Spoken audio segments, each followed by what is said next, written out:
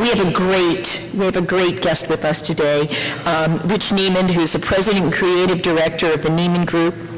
And Rich has been very, very successful helping folks build strategic messages and being creative about their causes. And so he's here today to make us better at what we do. And we're really good, so if he makes us better, we're gonna really blow their socks off. He's well acquainted with issues like ours, like healthcare, education reform, conservation, human rights. And his clients include the First 5 Years Fund, the Robert Wood Johnson Foundation, the United Nations Development Program, and all sorts of campaigns and causes. He's going to help us support our arguments that a greater investment in early childhood education is both fiscally responsible and a budgetary imperative. You may know of Rich's work through Professor Jim Heckman's compelling presentation about the Heckman equation. And today he's going to give us a little bit of his magic and his guidance.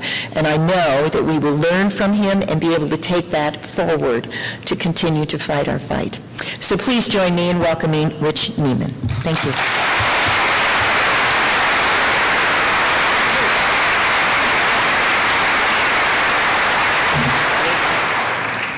Let me get all my technology together here. It takes a village of technology to support a village idiot, is what I always say. There's like screens and clickers. I'm going to try and do all of this. Well, thanks so much for having me. It's really wonderful to be here. One time I did one of these events, and I actually saw a crowd this big, and I asked to take a picture and send it to my father, who said I would never amount to anything. And halfway through the presentation, he sent it back, and he said, yeah, well, they do all the work. All you do is run your mouth. So it is really a pleasure to be here with so many people, and Smart Start has been an inspiration for me when I worked in North Carolina in politics. What you did here was fantastic. You really lead the nation, and you're an inspiration to a lot of states and to the federal government. So I really applaud your work, and I really do feel like I'm working for people who are smarter than I am, and I'm hoping to leave you with something here that can help you do more with what you do. You're really fortunate to have a governor who really backs early childhood education, and so that's a great opportunity. I can't tell you how many states are looking for a governor like that, and they don't have one. You have it, and so what I'm going to try and do is show you a way in which to change that frame, in which to build greater support under her leadership, and to help her help you and help the children and families of North Carolina and the future economy of North Carolina. A little bit about me. I was sort of born to do this work of making progress in a conservative environment. Both my parents were liberal Jews who grew up in tenements in Brooklyn and New York. They're first-generation Americans. And I grew up in a Mexican-American barrio in Los Angeles. And my parents were very liberal, but my house was very conservative, and that's because there was no money. And in order to get money out of my parents, you had to go to them and have a really good line. So, and the arbiter was my father, who watched like every penny. So one time I went to him, I wanted to go to the movies, and I said, Dad, I want to go see the movie Z. It's about a revolution in Greece where the Greeks take over their government and have a democracy. And he says, what do you need to do that for? And I said, because once I learn how to start a workers' revolution, then I'm going to start one, and then we're going to make more money, and everything will be fine, and I can go to the movies all the time. And he says, yeah, that's a good idea. He says, you want to start a workers' revolution? I said, yeah. He says, first you got to be a worker. Go get a job. So from then I learned how to message in conservative environments. Did that change? Let's see. Great. Put me up there, and then let me see. Okay. This is the guy I work for. It's Professor James Heckman. Does anybody know about Professor Heckman? Okay. Nobel Prize winning, Nobel Prize laureate in economics. He actually did it on bias selection, actually looking what caused how you isolate the areas that create greater economic equity and really propel growth. And you can't find two different people than Professor Heckman and myself. He is an empirical researcher. If the data doesn't show it, he doesn't do it. I am a professional propagandist, and between the two of us, we meet someplace where there's English. Here's something that he gave a testimony to the Federal Deficit Commission, and he wrote, "Outcomes in education, health, and sociability greatly influence our nation's economic productivity and future. Achieving better outcomes in these areas will create far greater productivity and prosperity than simply spending to reduce deficits." He went on to say that data from economists, social scientists, and medical experts conclusively show that the answer is to invest in comprehensive early childhood development from birth to age 5, particularly for disadvantaged children and their families. And then he said, and he closed by saying, "I strongly urge you to keep this in mind when recommending ways in which to reduce America's debt and increase its productivity. Ignoring this finding will put our country's future in peril by producing a deficit in human capital that will take generations to correct." Okay?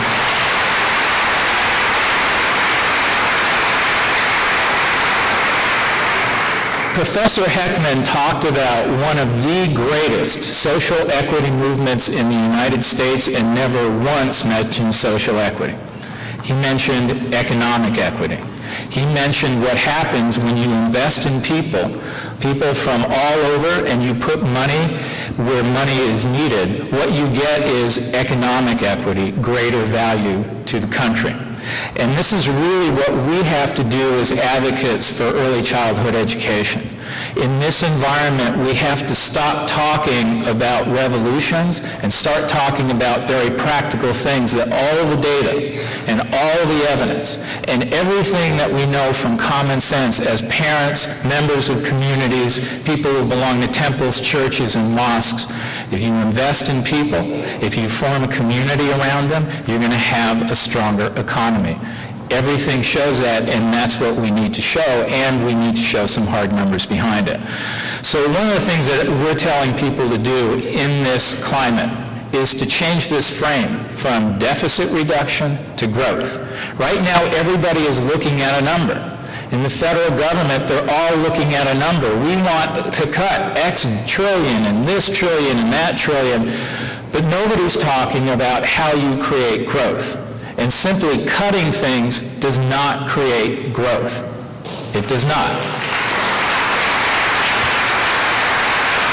So where we have to go with our message, this is not a new thing because of this environment. This is where we need to be. The mandate of what we have to talk about has not changed.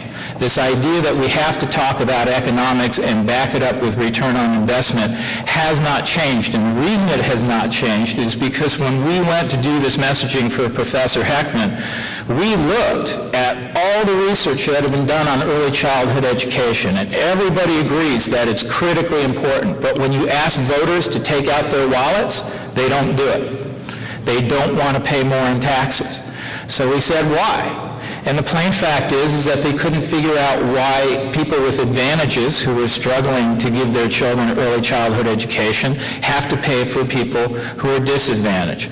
The other thing is that they didn't know what was in it for them or how much it costs. And so we said, you know what, you have to go in and tell people how much is in it for them. You know, after Ronald Reagan, I think the social contract pretty much died. And what people are looking at now, everybody in this room is here because they understand the implied social contract. We have to make the social contract explicit for people and tell them what's in it for them. And so that's what we've been going around the country and helping people do based on Professor Heckman's work. So we have to move the message from a social imperative to an economic imperative, And it's critically important that we engage in the dialogue where the dialogue is engaged. Right now, everybody is talking about deficit reduction and money.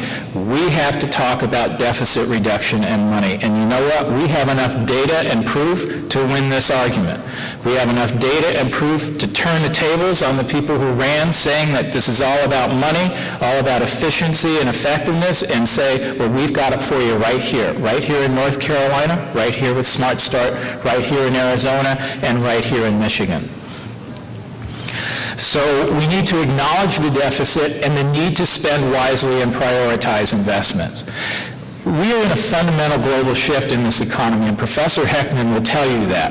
The days of an easy economy for America are over, and we really do have to look at things in this new millennium that we all advocated for that didn't work, and for things now that we know that do work. And we have to look at everything and say, like my father, I only have so much money, and I'm not going to send this crazy kid to the movies. I'm going to put food on the table. I'm going to give him shoes or put clothes on his back or make sure he has a good education and save for his college. Those are the priorities we need to do, and we need to shift this discussion toward those priorities for children and families. So the way to do that is to get people off this automatic idea that cutting something, cutting the deficit, is going to create growth. Cutting the deficit is one way of creating growth, but in doing that cutting, you have to invest in things that are going to produce growth, both in the short and long term. And you have to talk about the short term, and you have to point to the long term. And don't let anybody get you off this thing like, oh, you know what, if you can't show me how this is going to help me next year or 5 years from now, then I don't want to do it. That's not the way we raise our families, and that's not the way anybody runs a business. Every business has a 5-year business plan. Every business works toward that 5-year plan. They revise that plan as they go along and see how they're doing. Force those people to do that, talk their language, and you can move them in that direction. One of the things we have to do, though, is I work for one of the greatest empirical data person in the world. One of the reasons why I was hired to help Professor Heckman was that he was frustrated that his message was not cutting through, that he actually had to write that letter to the Federal Deficit Commission. And the reason was that he had these long papers that he was handing out that, frankly, I couldn't read. I had to sit with graduate students who had to translate them into English for me, and then we translated them into English for other people. So you have to be able to tell a story. You have to have something that's intuitive. You have to reach people in their heart before you can reach into their wallets, and then you have to give them some reason behind it. People buy all sorts of things not based on reason, based on emotion. They'll plunk down $50,000 for a car if they think it makes them safer or sexier. I don't know if it really does. You know, we don't go in and tell them all the data behind it. We hook them on that, we let them kick the tires, and we let them think they're going to be safer and sexier, and hopefully they will be. It certainly didn't help me. So reason is not a number. It's an intuitive understanding of the problem and a solution. So you have to hit people up top with something they can understand on a human level before you can drill down on actually how you do the hard work of what you do. Your work is really hard. You are the glue between all sorts of facets of education and health and maternal welfare, child welfare, everything. All of that is really difficult and complicated, but you need to show them intuitively what it is before they're willing to engage you on how hard it is and how much it costs. So if you let people talk about numbers, after a while numbers are just numbers and they don't really add up. I mean, personally, I can't figure out 15% of 100. Okay, but I sure know it when I feel it, right? So the thing is that if the argument is only about numbers and trillions and billions and this, we're forgetting about all the people who are out there, what they look like, that they're our neighbors, they go to our churches, they're part of our community, and all of a sudden something happens to them and they slip through the cracks and their kid slips through the cracks, and we lose all this talent. These are not people who are trying to drag us down. These are people who are trying to help. And so we really have to talk about the human component in this and back it up with numbers. So the current context that we have now federally in many of the states is something that's totally insane. It's the ritual sacrifice of children in order to save them, and that makes absolutely no sense to me. I don't know how you do that. I don't know how you say that we're not going to help children today and their families today so that they're not saddled with debt tomorrow.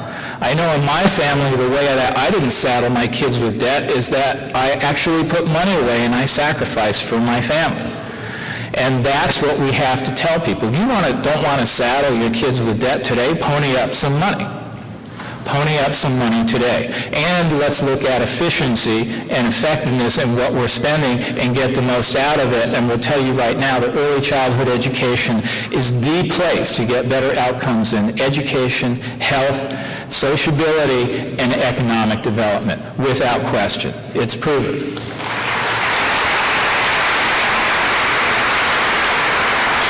So if you're to do anything, when you go out to talk to people or you advocate or you just talk to anybody about what you do, think about these things. These are your gateways. Your gateways are efficiency, effectiveness, productivity, and growth. And when you talk about what you do, work all of those things into the statement of what you do and show people how that works. Now, when I think about Smart Start, I can't think of anything and a group of people, if this is what you're doing, this is what you're really doing. You're taking a whole bunch of things that are around there, you're assessing community needs, and you're putting them together. That's efficient, it's effective, you're creating productivity in terms of you're raising the next generation that is going to support this state and support us. I mean, as a baby boomer, I'm scared. We bled all the money out of this country, and somebody's got to make some money to support me. And then we need growth, right? So these are the things that you should talk about and always talk to. So we need to also change the frame, right? These children don't need us. We need these children. We need these children to be a stronger state.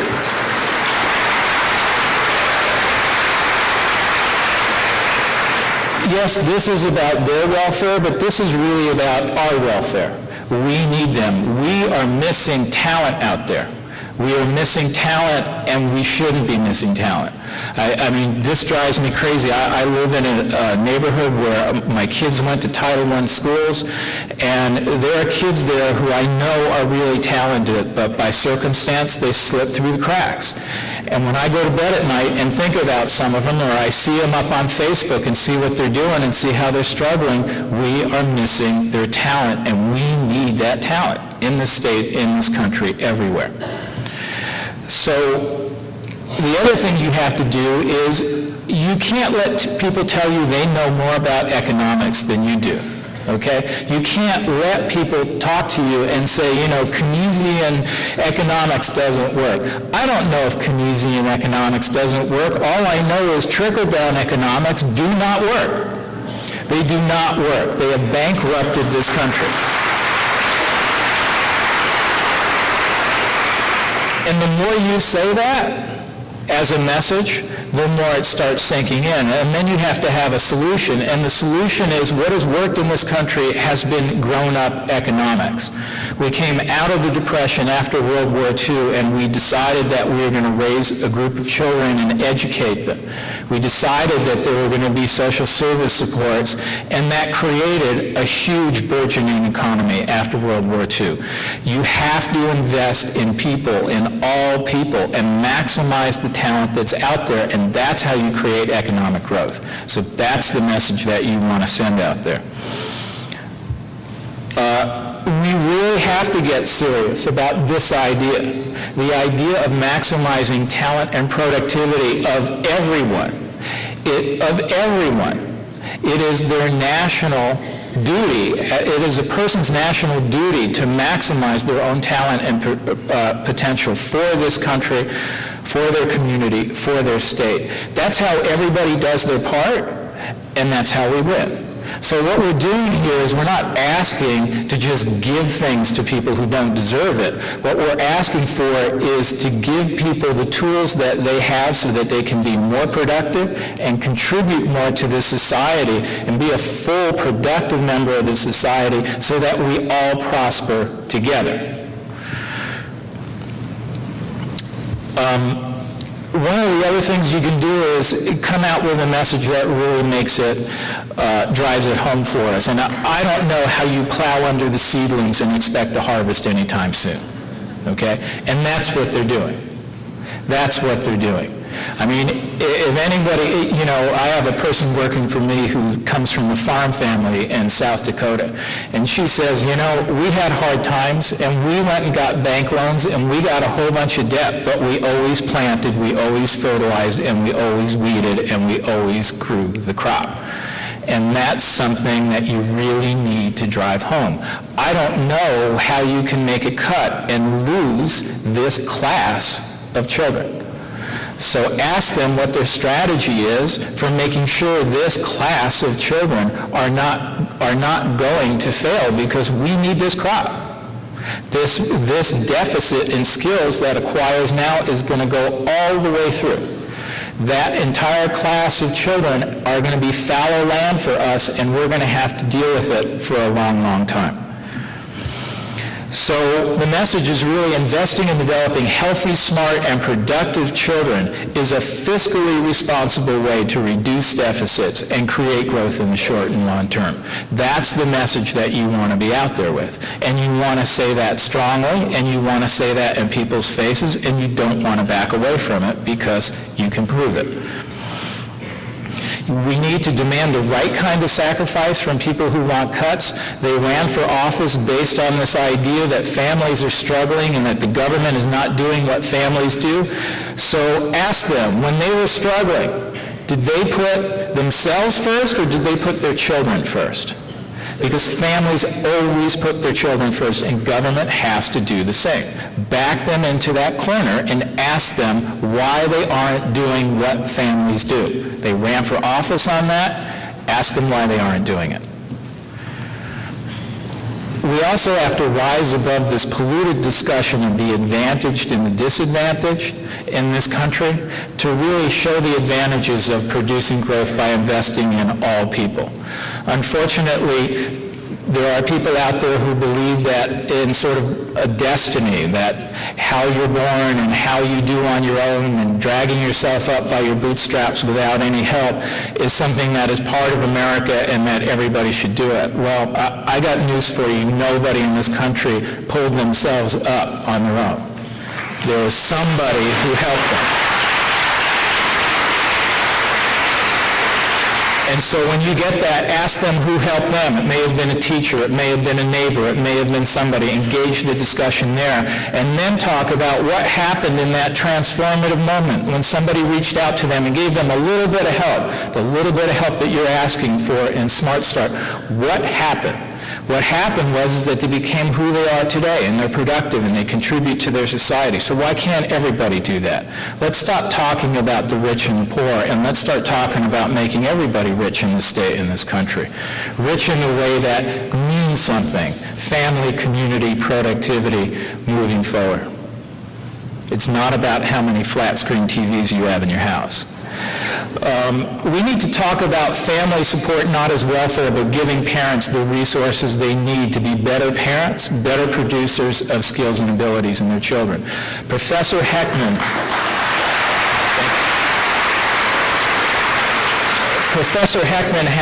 did a great presentation in Chicago in which he showed how families really generate the skills in their children.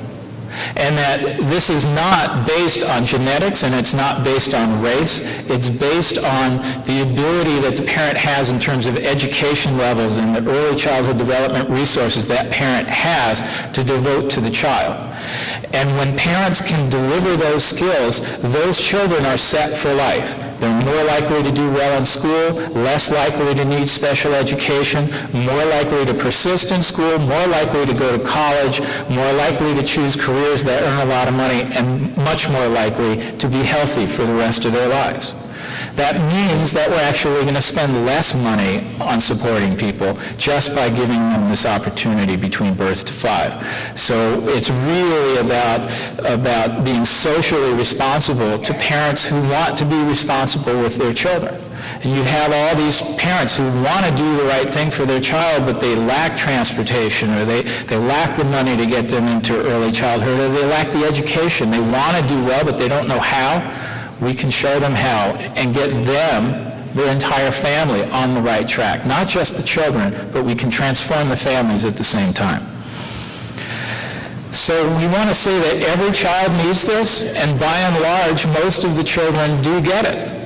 But disadvantaged children are least likely to get it, and so they need to be our priority. And why do they need to be our priority? Because we don't have enough money to do a universal system.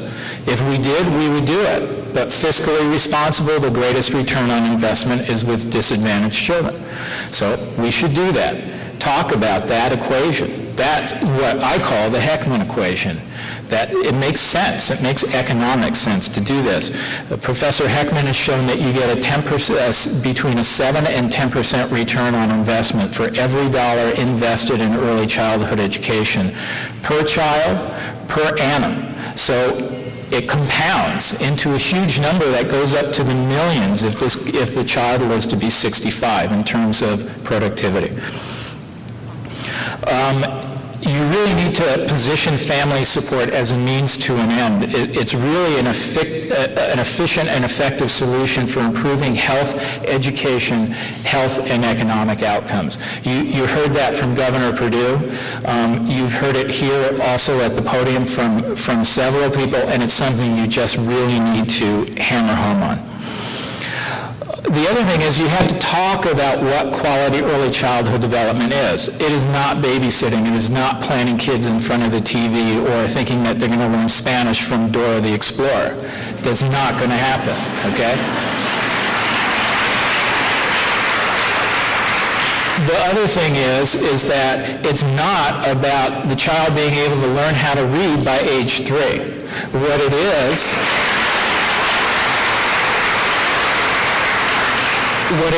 it's fusing cognitive ability with character skills, persistence, sociability, the ability to work with others, attentiveness. Those sorts of things are the things that we know from all the data that drives cognitive learning and drives cognitive achievement.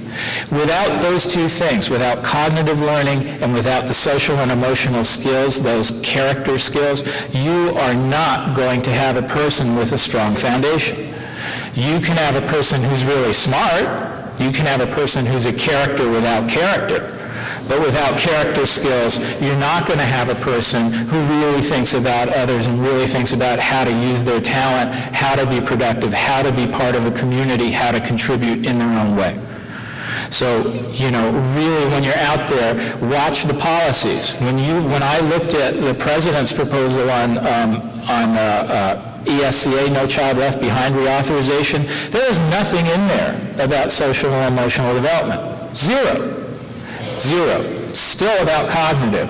Get out there and talk about that. Tell people why it's important. The other thing is, don't let people harangue you about, Head Start doesn't work. Head Start doesn't work. Okay? There's people out there talking about this now. What you're doing doesn't work because there is a drop-off. And you know what? Acknowledge if a program isn't working as well as it should. With Head Start, what we're saying is that, the recompetition is good. We have to make sure that every dollar that goes to Head Start helps these kids, okay? We're saying that we constantly have to improve Head Start. We have to improve early childhood education teacher quality. These are things that we work toward, but there's so much good here, we are not throwing out the baby with the bathwater. You can look at anything that goes on in this country, anything that goes on, and there is a flaw in it, but things work. Don't let anybody tell you that things don't work. The other thing is that I think we have to deliver the outrage beyond this ballroom, okay? And what I mean by outrage is that a lot of what's going on in early childhood development are people speaking directly to governors. It's grass tops. There has to be something going on in the streets and in districts where people are being very vociferous about having these sorts of benefits for their communities, about having these sorts of programs. Because until politicians hear it, you're missing 50% of the politicians you need to move. When I was in electoral politics, you could win a campaign at 50+1, but you can't govern unless you have 63%. So you have to reach across the aisle. You have to create political pressure other places, and you have to talk to unlikely communities. Why do we never talk to people like the Chamber of Commerce, who nationally now has a program on early childhood education? Why aren't we joining with them? Why don't we go talk to the local realtors and say, you know what, if we can improve education outcomes in these neighborhoods, the housing values will go up and you guys will make a whole load of money. We really need to access people who are not like us, who don't think like us, and teach them how to think like us. That's the only way we're going to win, and that's the only way you're going to support a governor who wants to do the right thing in this state. The bottom line is that without a priority for growing the next generation of productivity, America has a deficit strategy, not a growth strategy. And you should say this over and over and over again. When people say, well, we're going to cut Smart Start by 20%, you're going to go, okay, how does that create growth? Then they're going to say, well, we had 20%, we're lowering the deficit by 20%. Okay, show me the direct correlation between that cut and a 20% increase in productivity. Do you have it? They're not going to have it. You have it. You can show at least a 7 to 10% increase in productivity and cost savings that would go towards lowering the deficit, not just tomorrow, but for time immemorial. Okay? So you really need to back people up on that and force them to do that.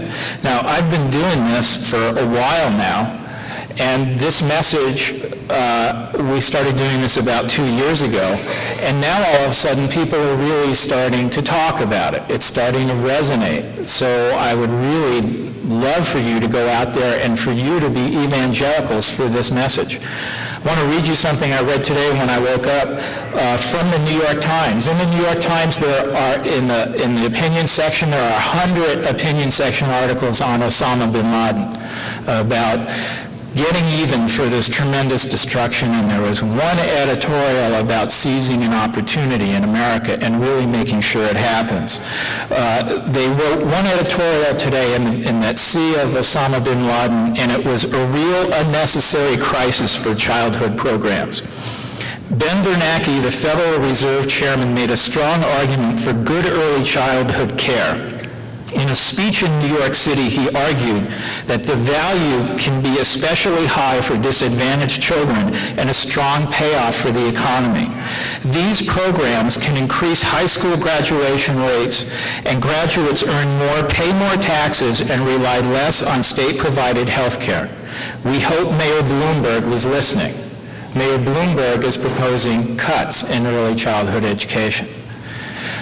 Ben Bernanke, chair of the Federal Reserve, okay? I never thought that any message that I ever worked on would get to the Federal Reserve.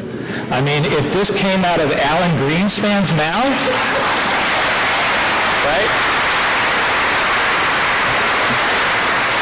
We are way past irrational exuberance. We are into rational exuberance, which means investing in our children, doing the things that are right, and running smart programs like Smart Start and More at 4. That's where we're at, and that's really the message that we need to have. So with this, I'm going to close and we'll open for questions. I know there's 1,500 of you, and we can probably do that in 15 minutes. But I want to direct you to the Heckman equation. We're going to redo this website. It's if you go there and you can't find anything, don't worry, come back. We're going to we're redoing the site now. It has all sorts of videos divided up on return on investment, health outcomes. You can take this stuff, you can put it on iPads, you can put it you can use it in presentations, there's papers, there's all sorts of ready-made things for you to take here. If you go to the site, go to the video section, and then next to videos there's a thing that says tools, and there's a number of things you can download. They're all free for you to use. Spread them around, proliferate them, and go out there and be powerful. Thank you.